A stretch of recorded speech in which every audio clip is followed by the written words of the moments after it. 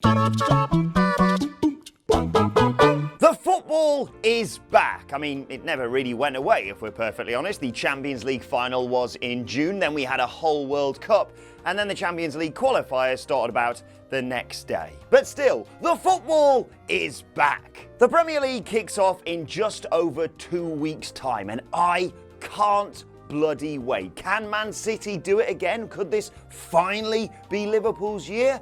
And just how angry are Newcastle fans going to get? Anyway, because most pre-season friendlies are, well, bollocks, let's forget about the football for a minute and focus on the fashion. Kits this season range from good to bad to, well, downright ugly. Of course, none will match up to this beautiful Chesterfield kit, complete with builders on the front, apparently. But anyway, I'm Adam Wilborn from What Culture Football, and this is every Premier League kit ranked from worst to best. Number 20, Southampton. Yeah, no prizes for guessing the worst Premier League kit this season. What the hell was Southampton thinking when they put this together? Last year's design was fine, just do what all the other clubs do, slightly change the sleeve and call it a day. Instead, the design meeting went something like this. I'm thinking red stripes?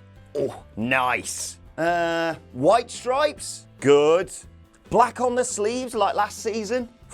Classy. Oh, and a massive black bit at the top. What? Cool. Any objections? Yes, of course. No? Anyone? All right, cool. Have a nice summer, guys. What are you doing? Number 19, West Ham United. Bit of a controversial choice, this one. I've seen a lot of love online for this 1980 style kit, which is, of course, commemorating the 40-year anniversary of the Hammers' 1980 FA Cup winning team. But, I realise they play in claret and blue, but this looks like when my printer has run out of ink and just prints the last section in a completely different colour. Also, 1980 was 40 years ago. God, I'm old. Number 18, Chelsea. Fair play to Chelsea. They managed to combine a football shirt and a magic eye picture. It's meant to represent the architecture of Stamford Bridge, but in reality, it looks like a goalkeeper's kit from the 90s and gives me a headache every time I look at it. It's a good job you've got a transfer ban, boys, because no one is signing for you if they have to wear that. Number 17, Brighton and Hove Albion. Why does this kit have bloody chevrons on it? Are you supposed to keep 2 Seagulls players away from the car in front or something? Number 16, Crystal Palace. Oh, news just in, Wilfried Zaha has left Crystal Palace after being told he'd have to wear this abomination. Some have suggested a sort of mid-90s Barcelona vibe, but your Crystal Palace? Isn't that a bit of false advertising when Scott Dan hoofs a player into the bloody stands? Oh, and fire whoever suggested adding those white pinstripes immediately. Number 15, Bournemouth. Yeah, the gesture of the female model in this one kinda sums it up. Also, save yourself a few quid and just buy the Bournemouth kit from 2 seasons ago. It's basically the same. Number 14, Burnley. Oh, congratulations, Burnley. You win the award for having the worst shirt sponsor. Love Bet. Really? Actually, people in glass houses and all that. Other than that, in terms of design, it's about as creative as Burnley, actually. Number 13, Aston Villa. Burnley, but with a different sponsor. Next, number 12, Everton. Look, Chelsea, a bit of subtlety goes a long way. Everton's new strip also takes unusual inspiration from their stadium. I don't know why that's a thing this season, but when it comes to the Toffees, I'll allow it. Someone please tell them to stop being sponsored by Angry Birds, though. It reminds me of that time that Pompey was sponsored by Beanie Babies. Number 11, Sheffield United. There's something very Brexity about this effort from the Blades, but aside from that, it's fine.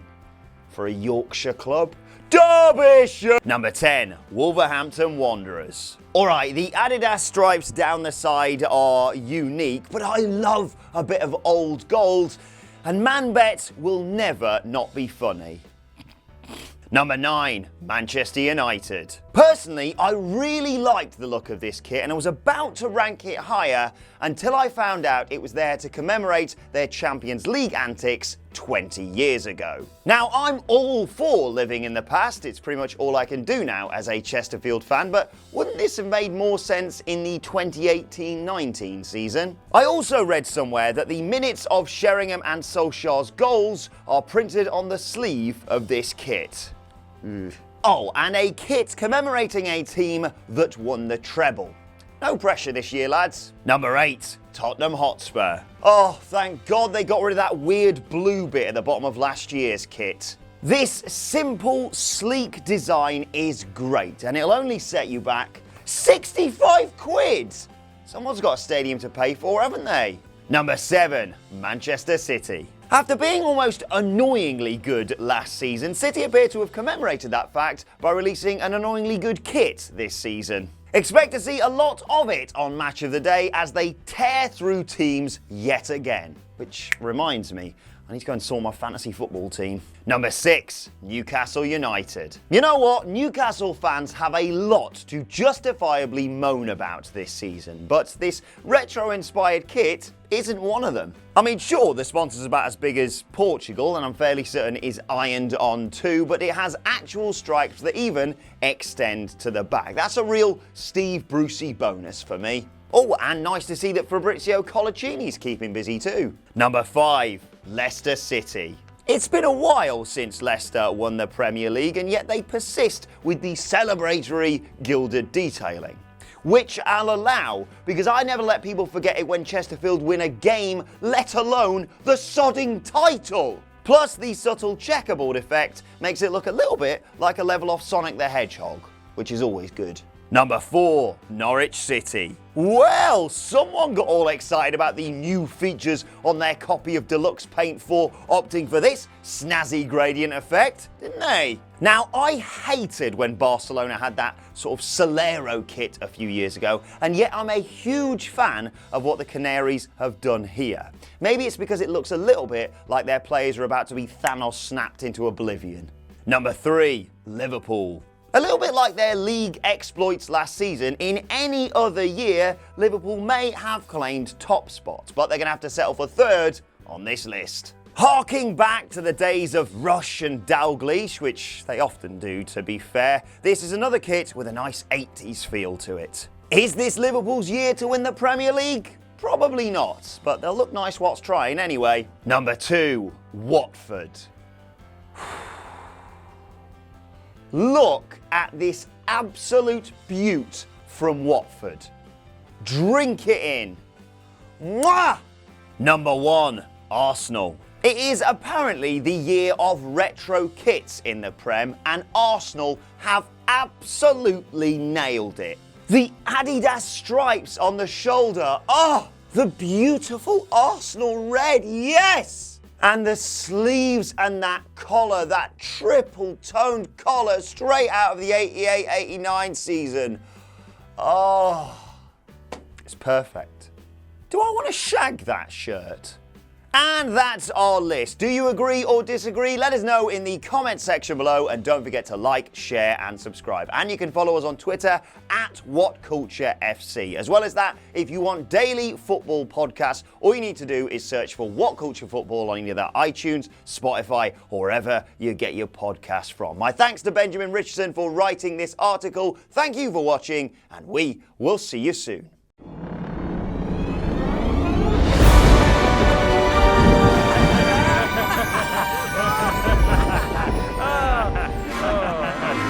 Look, my son, look at the marvel that I have created.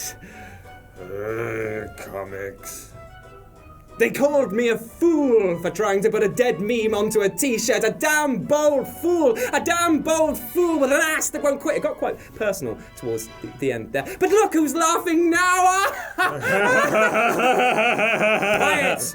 quiet, my son, my ugly son, for my other creation rises. Look at the quality fabric, hand-stitched by blind orphans. The perfect letter spacing calculated so meticulously that Rich Hudson had an erection for months about it. And a colouring so deep that I had to buy the dye off the dark web. Oh, for God's sake, Josh! Sorry.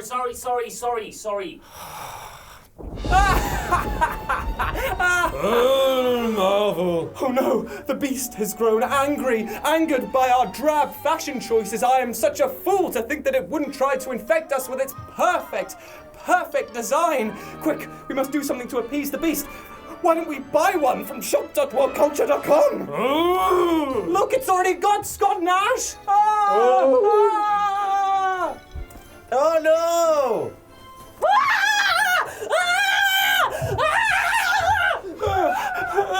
But where can I buy one? Are you kidding me? This is why I don't give you any extra lines.